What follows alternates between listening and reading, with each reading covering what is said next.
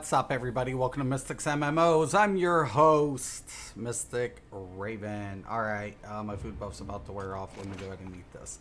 Alright, so today I want to introduce you guys to my Warden PvE tank build, Bitter Winds. This is a really nice tank for your 4-mans all the way up to the DLC, vet DLCs. I really like this tank. I really enjoy it. It gets me through any DLC vet thus far. It's very supportive. It offers a lot of debuffs and buffs for your group. And if you're a Warden tank, I know you're going to appreciate it, especially if you're a newer tank to Elder Scrolls Online, because sometimes playstyles can get a little monotonous, a little boring. With this build, I promise that's not going to happen. Alright, so let's get into the character sheet here. Alright, so max health 40,000, max magicka 21.8, max stamina on the sword and board is 22.6. Very important that I'm bringing that up, that this is the case. Now my magicka recovery is at 11.8, stamina recovery is at 10.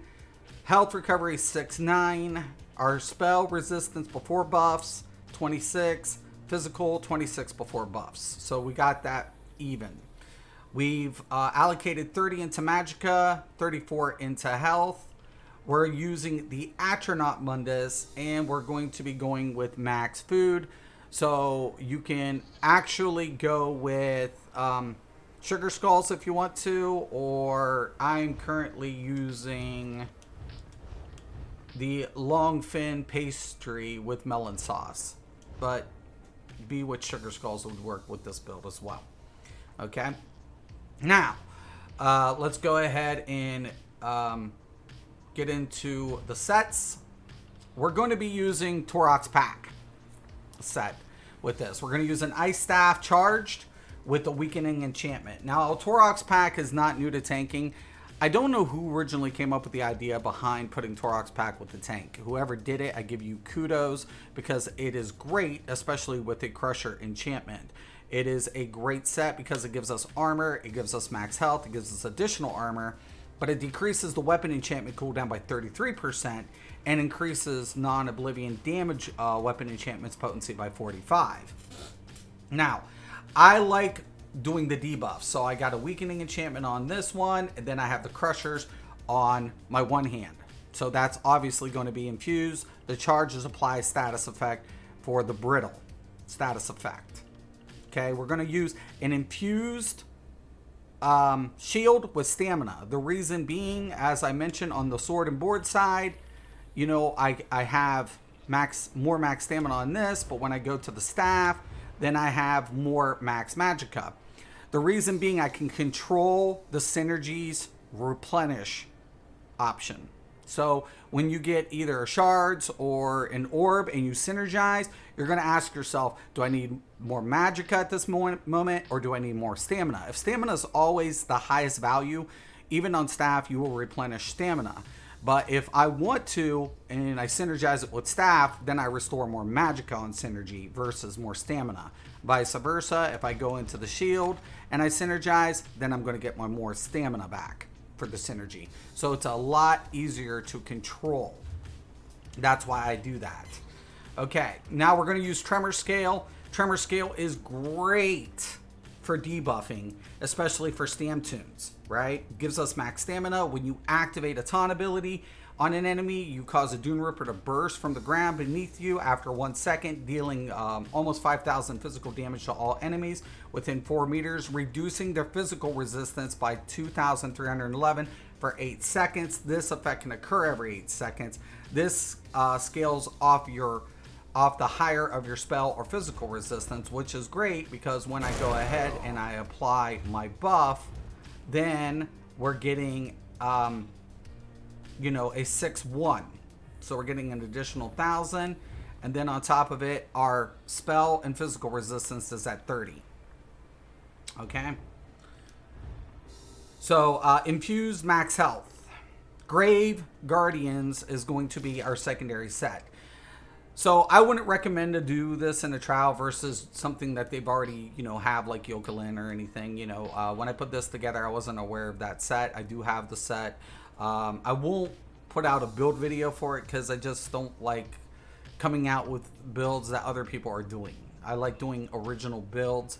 So, like I said, this is more for 4-mans. I do have Yokelin, but I just feel like this is a better setup for 4-mans. Why? Because it's going to give me stamina, it's going to give me health, it's going to give me health. Summon a stone aura while blocking, hardening you and your nearby group members in physical and spell resistance by 4/2. Now this takes me over the 32, which we would typically associate. I'd actually have 2,000 more. But this, along with my Frost Cloak, right? When you take a look at Frost Cloak, they're getting major resolve for 6. Now you add this set, this bonus, while blocking, they're getting 4, so they're getting additional 10,000 resistance. So basically, you're keeping them from taking extra damage from mechanics while they're up in the pocket. So that's what's nice.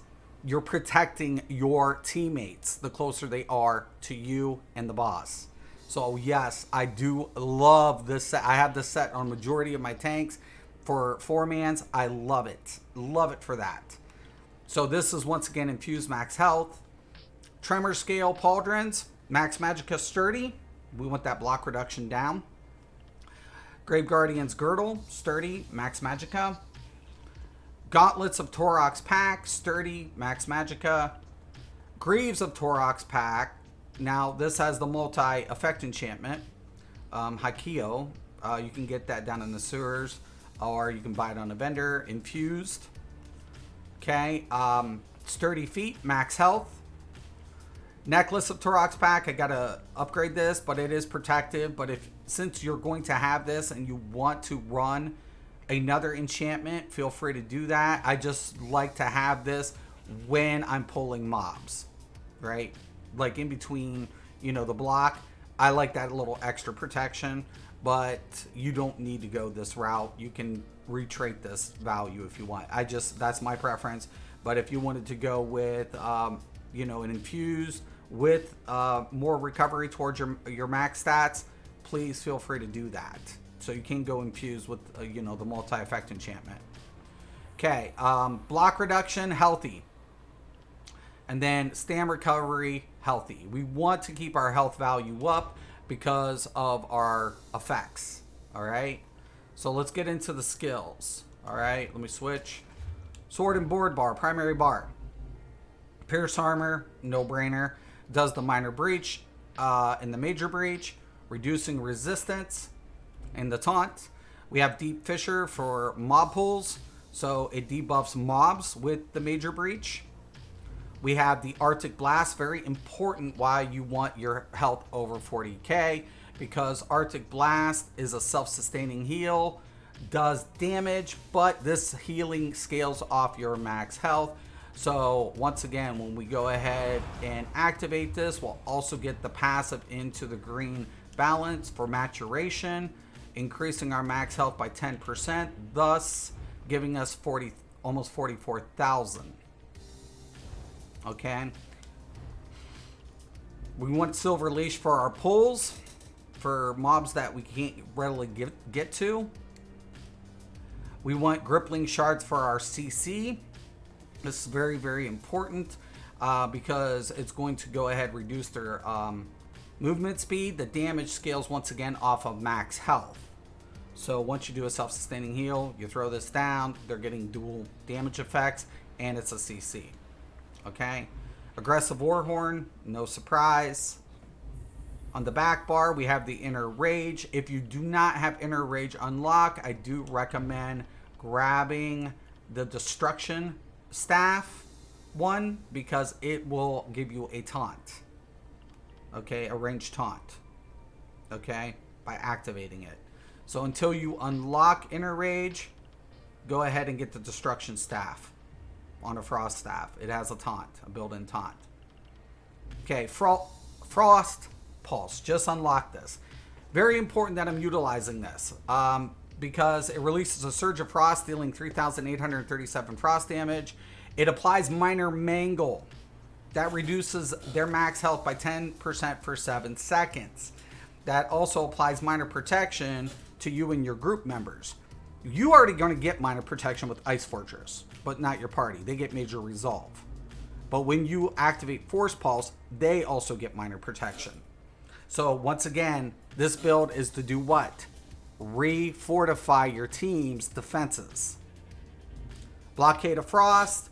Once again, when you with the charge staff, you have a chance to apply the brittle status effect, and that's very important. Plus, it's going to apply a shield to you and your teammates for 12,097 from projectiles. Bull Netch for our stamina sustain. Once again, Ice Fortress. And then if in a pinch, we're going to use the Northern Storm because this gives major protection for our group. Typically, we want to use Warhorn. But in those really hard scenarios, Northern Storm comes in handy a lot. So this build is definitely meant to go ahead and protect your teammates while debuffing your targets. It's great. I love this build. I love it, love it, love it. And I'm telling you, if you're a beginning Warden tank or even a Warden tank that struggles in 4-mans because of how hard the mechanics hit, this build is for you. So once again, it's really good. We get this nice effect. Let me scroll out here a little bit. You can see the winds coming up. And this is why it's called the Bitter Winds. I'm telling you guys, you're going to love it. As always, thank you. And if you want to know how I allocated the CP system, think about becoming a member today and get the inside tips. All right. As always, I'm Mr. Craven. This is Mistick's MMOs. Have a nice day.